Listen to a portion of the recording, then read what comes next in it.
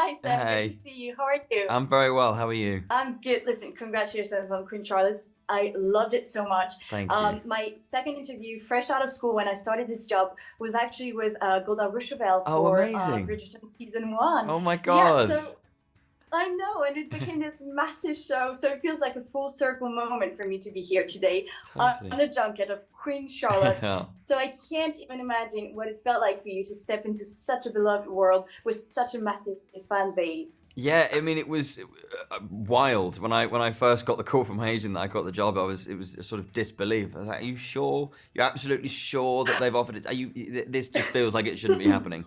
But I mean, talk about full circle moments. I originally read for the first season of Bridgerton. I read for Colin Bridgerton, and then I've subsequently, I've subsequently read for like it's 4 or 5 different parts. I can't remember them all now, but then this one comes around, and it's the 5th or 4th edition, and I'm like, here we go again. And then I eventually get this role.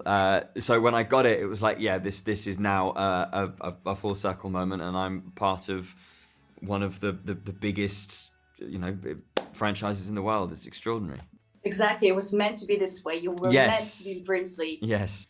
How do you expect fans to react to young Brimsley and to his relationships? Because in Bridgerton, Brimsley isn't necessarily the most talked about character. I mean, he's got this great relationship with Queen Charlotte. Yeah. But I feel like people are going to fall in love with him now because we get to know him so much more, and he's got such a strong context now.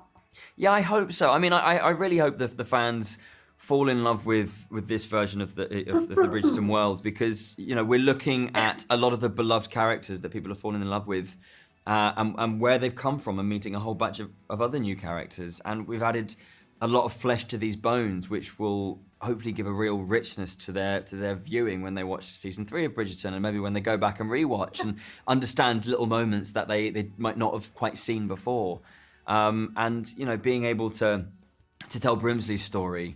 And his dedication to the Queen and to the Crown, and his beautiful relationship with Reynolds, and his backstory, because not much is seen of him in Bridgerton, was a real honor. He's such an inspiring young man. He's full of optimism and hope, and he's dedicated and selfless. And I hope a lot of people see themselves in him, because I think he's a really inspiring young man. And did you get to work and hang out with Hugh Sachs, who plays Brimsley in Bridgerton? Did you get any advice from him, and do you know his reaction from getting to know a bit more about his story and the context around his character? Yeah, totally. I mean, he was incredibly excited when he found out that there was going to be a major arc of his role in Queen Charlotte. Yeah.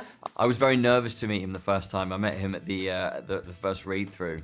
And I walked in the room, and he said, "Just give me a big hug." And I gave him a big hug, and I immediately felt so at ease. And he shared so much of his experience on Bridgerton, and his ideas of the character and his backstory. And he said, "You don't have to use any of this, but if any of it's helpful, then please do." And so much of it was helpful. And then both him and Tom Verica, our director, said, "But the part's also yours, and you're creating the beginning of this man's life. So you go and let your imagination run free, and find out who this young man is." And throughout the process, we never had scenes together, obviously, but we'd bump in together on set, because he might be shooting another scene after me, and we'd share little discoveries that we might have had as the script started to come in. So it was a really collaborative process me and Hugh had. There's a scene I want to talk about because I loved it so much. It was so powerful, where you put your hand behind Queen Charlotte's back. I mean, you don't touch her. Yes. You don't touch her. Yeah, not allowed. Very much not allowed. Yeah, absolutely not. But she really feels that. She knows that Brimsley is there for her. Yeah. And I can imagine for you, again, coming to such a big world with so many fans and expectations, who was there on set for you? Like, I have my hand on your shoulder type of support, like telling you, everything's gonna be fine. Yeah, I mean, the lovely thing about our show is it's such an intimate cast. It's a much smaller cast. Compared to Bridgerton, and we all became really, really close friends. I mean, the 5 of us, Freddie, Corey, India, Arsema, and myself, we've become a really tight-knit group of people, and we've got like a WhatsApp chat. We hang out still outside of work, even though we finished shooting 8 months ago or whatever it was. But I think the person that's always there for me they all are, but I would have to say Freddie, because we share a lot in this show. We are sort of neck and neck in this show in terms of what the parts are and the roles that we play, and you know, the intimate stuff as well, and that all of that's required. We've become each other's sort of support systems, and we can be there for each other come what may, and he's now one of my bestest friends in the world. I know you said before, so you auditioned for many roles in the Bridgerton extended universe. Yes. Which other character from Bridgerton would you have liked to be, and why? If you hadn't been Brimsley. If I hadn't been Brimsley, what other character?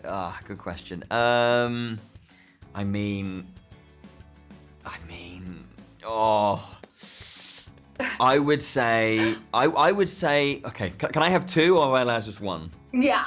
Okay. Let's go for well, it. Yeah. I would love to step into Reynolds' shoes, because there is so much going on for him, and to have more of an emotional understanding as to, you know, the vulnerability of his character and the relationship he has with George. I'd just be fascinated to live that side, because the King and the Queen live, you know, very, very separate lives at the beginning, and then it's gonna have to be Queen Charlotte herself, or the older Queen Charlotte, because Golda is so fierce and has got such a fast wit and a biting tongue, and she's powerful and wonderful, and I have to say her. Yeah, I agree. Queen Charlotte's pretty great. How do you become the Queen's right-hand man? Like, give me the first rules that you learned, because it feels like this might be quite a complicated role to play, because you have a deep respect and friendship toward the Queen, but you can't really get involved directly. You can't touch her, hug her, and be too honest. Yeah, I think it's discipline. Discipline more than anything. It's knowing the ins and outs of your job. It's being meticulous and precise, which he is. He's grown up within the court. I think there's a quality of being able to.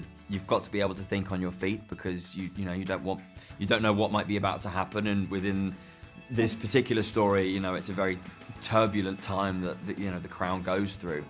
And dedication and being selfless. You've got to be dedicated. You've got to be disciplined at every moment of every hour of every day, because even if you've just finished you know, like a 23-hour shift, for example, doing whatever, and you're suddenly needed half an hour later, then you have to be ready and pull it from somewhere to do that. So I would say dedication is another aspect that you have to have within yourself to serve. Yeah, and he's such a strong emotional support as well for her, even though he's not allowed to be too honest. Yeah, absolutely. Exactly. You know what I love about Bridgerton? I think it's gonna be my last question. What I love about Bridgerton, it's the soundtrack. I love it. It's so cool, so beautiful. What's a classical cover you think would fit perfectly Brimsley and Reynolds' story? You know how they use the modern song? Yeah. What classical cover? rendition? Oh my God, that's such a great question. Okay, I'm gonna say, because it's also a love song that I really like, and it's a song by Paolo Nutini, and it's called Better Man, and it says so much about the other person that it's being sung to, and if in respect of the two of them, I think it's a beautiful reflection of their relationship and their dedication to the crown and the conflict within that. So yeah, Paolo Nutini, Better Man, that one for sure. I don't think I know this one, but I was gonna say, in season 2 there's a cover of Dancing on My Own. And it felt like, because there's a scene where Brimsley is literally, well, I'm not gonna say, but yeah. So you said you were excited to see everyone's backstory. Which character did you most look forward to seeing the backstory, apart from Brimsley, obviously? I think for me the Queen, and you know, being able to, because I spent, particularly right at the beginning of the process, I was really excited to see where she's come from in Germany and her journey over to England, and how this young woman who's, you know, in this arranged marriage with the king finds her feet within a very segregated society. I was fascinated and also blown away to watch India mold this really naive and vulnerable young woman to become this powerful, witty, sharp queen that she is. And I think she has done such a beautiful job at at building this person. So yeah, I would say her, definitely. She's completely amazing. I was Yeah. so excited for Lady Dunbury as well, Yes. because I feel like they are like some of the strongest women of the universe, Bridgerton universe, and I was like, oh my god, this is such a great backstory. Yeah. They both kill it. I They both love absolutely finding smash it. Yeah, absolutely. I love finding out so much about Brimsey. Thank you so much for joining me today. No, thank Sam. you. Congratulations. Thank you. People are gonna love it. I Thank can you. tell you that. Thank you very much. Means a lot. Take care.